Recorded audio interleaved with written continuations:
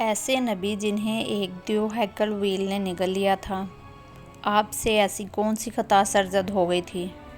آپ مچھلی کے پیٹ میں 40 دن زندہ کیسے رہے؟ اس ویڈیو میں ہم اس ہستی کے متعلق جانیں گے جن کا واقعہ قرآن پاک میں یونس اور تورات میں جونہ کے نام سے آیا ہے۔ تاریخ میں اشوری قوم ایک عظیم اور طاقتور قوم کی حیثیت سے جانی جاتی ہے جس کا دارالحکومت اشور تھا۔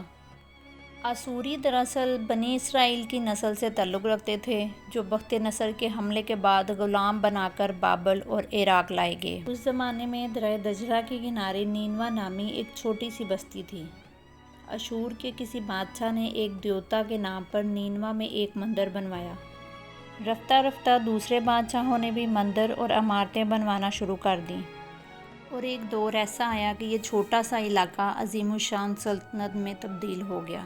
شہر کے بیچوں بیچ مندر اور شاہی محل تھے جہاں سے اشوریوں کا بادشاہ پوری سلطنت پر حکومت کرتا تھا اور اونچے تخت پر بیٹھ کر بازاروں، گلیوں اور تفریح گاہوں کا نظارہ کیا کرتا تھا۔ اشور کے مغربی علاقے میں لہلہاتے کھیت تھے، پورا شہر درختوں اور باغات سے سرسبز و شاداب تھا۔ اشوریہ لوگ پتھر تراشنے کے فن میں بھی ماہر تھے، لہٰذا جگہ جگہ سنگ مرمر کی دیواروں پر انہوں نے اپنے دیوتاؤں کے نقشے نگار بنا رکھے تھے۔ مختصر یہ کہ نینوا تہذیب و تمدن کے لحاظ سے انتہائی ترقی یافتہ شہر تھا۔ اشودر دیوتا ان کا سب سے بڑا دیوتا تھا۔ یہ لوگ بادشاہ کو بھی دیوتا کا درجہ دیتے تھے۔ یہ لوگ بت پرستی اور کفر کے شرک میں مبتلا تھے۔ اس وقت نینوا کی آبادی 1 لاکھ سے زیادہ تھی۔ یہ 700 قبل مسیح کا زمانہ تھا۔ اللہ نے اس زمانے میں قوم کی ہدایت کے لیے حضرت یونس علیہ السلام کو بھیجا۔ حضرت یونس علیہ السلام کا پورا نام یونس ابن متی تھا۔ آپ حضرت ہود علیہ السلام کی اولاد میں سے تھے، جبکہ بعض مفسرین نے لکھا ہے کہ یونس علیہ السلام کا تعلق بنی اسرائیل سے تھا۔ آپ حضرت یوسف کے چھوٹے بھائی بنیامین کے بیٹے تھے۔ جب آپ کو نبوت ملی اس وقت آپ کی عمر 28 سال تھی۔ آپ پر ایک صحیفہ بھی نازل ہوا جو تورات میں یونہ کے نام سے موجود ہے۔ حضرت یونس علیہ السلام سب سے پہلے اشوری بادشاہ کے پاس گئے اور اسے پیغام حق سنایا۔ اسے خدائی کے جھوٹے دعوے سے توبہ کرنے کا حکم دیا اور ایک اللہ کی عبادت کی طرف بلایا۔ یونس علیہ السلام نے اسے ان اسرائیلی قیدیوں کو آزاد کرنے کا بھی حکم دیا جسے اس نے قید کر رکھا تھا۔ نینوا کا بادشاہ آپ کی باتیں سن کر غضبناک ہو گیا اور آپ کی جان کا دشمن بن گیا، لہٰذا آپ علیہ السلام نینوا کی عوام کے پاس گئے اور انہیں توحید کی دعوت دی اور انہیں شرک و بت پرستی اور دوسری برائیوں سے توبہ کرنے کو کہا، مگر اہل نینوا نے ایمان لانے سے انکار کر دیا اور اللہ کے رسول کو جھٹلا دیا۔ یونس علیہ السلام مسلسل اس کوشش میں رہے کہ ان کی قوم کے لوگ راہ راست پر آ جائیں۔ آپ نے انہیں بہت سمجھایا اور دعوت کا کام جاری رکھا۔ دیکھتے ہی دیکھتے 40 سال کا عرصہ گزر گیا، لیکن یہ قوم حضرت یونس کو انکار کرتی رہی اور شرک پر ڈٹے رہے۔ حضرت یونس کو دھمکیاں بھی دی گئیں کہ اگر آپ نے اشودر دیوتا کے خلاف کچھ کہا تو وہ آپ کو قتل کر دیں گے۔ آخرکار حضرت یونس علیہ السلام اپنی قوم سے مایوس ہو گئے۔ جب ان کی سرکشی اور نافرمانی انتہا کو پہنچ گئی تو اللہ نے حضرت یونس علیہ السلام کو حکم دیا کہ لوگوں کو آگاہ کر دو کہ 3 دن کے اندر ان پر عذاب آنے والا ہے۔ لہٰذا آپ نے اہل نینوا کے سامنے اعلان کیا کہ اگر تم نے 3 دن کے اندر بت پرستی اور شرک سے توبہ نہ کی تو تم پر اللہ کا قہر نازل ہوگا اور پورا شہر تباہ و برباد ہو جائے گا۔ لوگوں نے آپ کا مذاق اڑایا اور جواب میں کہا ہم تمہارے رب کی طرف سے عذاب کے منتظر رہیں گے۔ آپ کی قوم نے آپس میں مشورہ کیا تو اس بات پر سب کا اتفاق ہوا کہ یونس کو کبھی جھوٹ بولتے ہوئے نہیں دیکھا گیا، لہٰذا ان کی بات نظر انداز نہیں کرنی چاہیے۔ مشورے میں یہ بھی طے ہوا کہ دیکھا جائے کہ حضرت یونس علیہ السلام رات بستی کے اندر اپنے گھر کے اندر رہتے ہیں تو سمجھ لو کہ کچھ بھی نہیں ہوگا، اور اگر وہ یہاں سے چلے جاتے ہیں تو یقین کر لو کہ صبح عذاب ضرور آئے گا۔ حضرت یونس علیہ السلام رات کو اس بستی سے نکل گئے۔ صبح ہوئی تو عذاب الہی کا ایک سیاہ دھواں ایک بادل کی شکل میں بستی والوں کے سروں پر منڈلانے لگا۔ جب وہ ان کے قریب ہونے لگا تو ان لوگوں کو یقین ہو گیا کہ وہ سب ہلاک ہونے والے ہیں۔ دراصل حضرت یونس علیہ السلام اپنی قوم سے ناراض ہو کر چلے گئے تھے، مگر انہیں وہاں سے نکلنے کا حکم نہیں دیا گیا تھا۔ وہ عذاب کی اطلاعات دینے کے بعد اللہ کی اجازت کے بغیر اپنا علاقہ چھوڑ گئے تھے۔ آثار عذاب دیکھ کر جب اشوریوں نے توبہ و استغفار کی تو اللہ نے انہیں معاف کر دیا۔ اللہ تعالیٰ اس وقت تک کسی قوم کو عذاب نہیں دیتا جب تک وہ اپنی حجت پوری نہیں کر لیتا۔ پس حضرت یونس علیہ السلام نے اس قوم میں مہلت کے آخری لمحے تک نصیحت کا سلسلہ جاری نہیں رکھا، اور اللہ کے مقرر کردہ وقت سے پہلے وہ خود ہی ہجرت کر گئے تو اللہ کے انصاف نے اس قوم کو عذاب دینا گوارا نہیں کیا اور انہیں معاف کر دیا گیا۔ جب حضرت یونس علیہ السلام فرات کے کنارے پہنچے تو ایک کشتی کو مسافروں سے بھرا ہوا پایا۔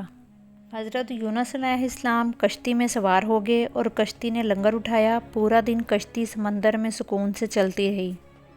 اچانک اونچی اونچی لہریں اٹھنے لگیں۔ لوگوں نے اپنا ساز و سامان سمندر میں پھینک دیا تاکہ کشتی کا بوجھ کم ہو جائے، لیکن کشتی کا بوجھ کم نہ ہوا۔ جب کشتی ڈگمگانے لگی تو پھر کشتی کے غرق ہونے کا یقین ہونے لگا۔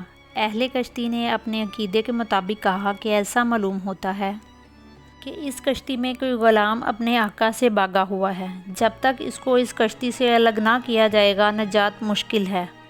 یونس علیہ السلام نے سنا تو ان کو تنبیہ ہوا کہ اللہ کو میرا وحی کا انتظار کیے بغیر اس طرح نینوا سے چلے آنا پسند نہیں آیا۔ یہ میری آزمائش کے آثار ہیں۔ یہ سوچ کر انہوں نے اہل کشتی سے فرمایا کہ میں ہی وہ غلام ہوں جو اپنے آقا سے بھاگا ہوا ہے۔ لہٰذا 3 مرتبہ قرآن اندازی کی گئی اور تینوں مرتبہ حضرت یونس علیہ السلام کا نام نکلا۔ تب مجبور ہو کر انہوں نے حضرت یونس علیہ السلام کو دریا میں ڈال دیا۔ اس وقت اللہ نے بڑی مچھلی کو حکم دیا کہ انہیں نگل لو، یہ تمہاری غذا نہیں ہے، اس لیے ان کے جسم پر کوئی تکلیف نہیں ہونی چاہیے۔ مچھلی نے حضرت یونس علیہ السلام کو نگل لیا۔ یونس علیہ السلام نے جب خود کو مچھلی کے پیٹ میں زندہ پایا تو بارگاہ الہی میں اپنی ندامت کا اظہار کیا کہ میں وحی کا انتظار کیے بغیر اور اللہ سے اجازت لیے بغیر امت سے ناراض ہو کر نینوا سے نکل آیا۔ حضرت یونس علیہ السلام نے مچھلی کے پیٹ میں اللہ کو پکارا۔ ان پر 3 اندھیرے اکٹھے ہو گئے تھے، رات کا اندھیرا، مچھلی کے پیٹ کا اندھیرا اور سمندر کا اندھیرا۔ آپ نے ان اندھیروں میں یہ کلمات کہے۔ ترجمہ: اللہ تیرے سوا کوئی معبود نہیں، تو یکتا ہے، میں تیری پاکی بیان کرتا ہوں، بے شک میں اپنے نفس پر خود ہی ظلم کرنے والا ہوں۔ روایتوں کے مطابق اگر حضرت یونس علیہ السلام یہ تسبیح نہ کہتے تو قیامت تک مچھلی کے پیٹ میں ہی رہتے۔ رسول اللہ صلی اللہ علیہ وآلہ وسلم نے فرمایا، جب یونس علیہ السلام نے یہ دعا کی تو یہ کلمات عرش کے گرد گھومنے لگے۔ فرشتے کہنے لگے، یہ بہت دور دراز سے آواز آ رہی ہے، لیکن کان اس سے پہلے اس سے آشنا ضرور ہیں اور آواز بہت ہی کمزور ہے۔ اللہ نے حضرت یونس علیہ السلام کی درد بھری آواز سنی تو فرمایا، کیا تم اس آواز کو نہیں پہچانتے؟ تو انہوں نے کہا نہیں۔ فرمایا، یہ میرے بندے یونس کی آواز ہے۔ فرشتے نے کہا، یہ وہی یونس ہے جس کے پاک عمل قبول شدہ ہر روز تیری طرف آتے ہیں۔ اے اللہ، مصیبت کے وقت اس پر رحم کر۔ اللہ نے مچھلی کو حکم دیا کہ وہ آپ کو بغیر کسی تکلیف کے سمندر کے کنارے اگل دے۔ روایتوں کے مطابق حضرت یونس علیہ السلام 40 دن مچھلی کے پیٹ میں رہے اور اس کے بعد اللہ کے حکم سے اس مچھلی نے آپ کو سمندر کے کنارے اگل دیا۔ مچھلی کے پیٹ میں رہنے کی وجہ سے آپ کا جسم ایسے ہو گیا تھا جیسے کہ پرندے کا پیدا ہونے والا بچہ جس کا جسم نرم ہوتا ہے۔ جسم پر بال تک نہیں تھے۔ غرض حضرت یونس علیہ السلام بہت ہی کمزور حالت میں خشکی پر ڈالے گئے تھے۔ اس کے بعد اللہ نے سمندر کے کنارے ایک بیل دار درخت اگایا۔ روایتوں کے مطابق وہ کدو کا پودا تھا جس کے ذریعے حضرت یونس علیہ السلام پر سایہ ہو گیا۔ اس کے علاوہ اللہ نے جنگلی بکری بھیج دی جو زمین کی گھاس اور جڑی بوٹیاں کھاتی تھی۔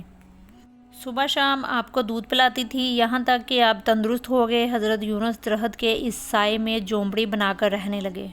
یونس علیہ السلام کی قوم انہیں تلاش کرتی ہوئی ایک دن اس ساحل کے کنارے پہنچ گئی اور انہوں نے آپ کو دیکھ لیا۔ انہوں نے آپ کے ہاتھ پر اسلام کی بیعت کر لی اور ساتھ ہی اللہ سے توبہ و استغفار کرنے لگے۔ یونس علیہ السلام دوبارہ نینوا چلے گئے اور وہاں رہ کر اپنی قوم کی رہنمائی فرمائی۔ حضرت یونس علیہ السلام کی زندگی نینوا میں ہی گزری۔ اور وہیں آپ کا انتقال ہوا۔ اس قصے سے ہمیں یہ سبق ملتا ہے کہ کسی بھی حال میں اللہ کی رحمت سے مایوس نہیں ہونا چاہیے، اور نہ ہی ہدایت کے معاملے میں اپنی ذات پر بھروسہ کرنا چاہیے۔ ہدایت تو بس اللہ ہی کی طرف سے ہے، ہمارے ذمے بس پیغام حق پہنچانا ہے۔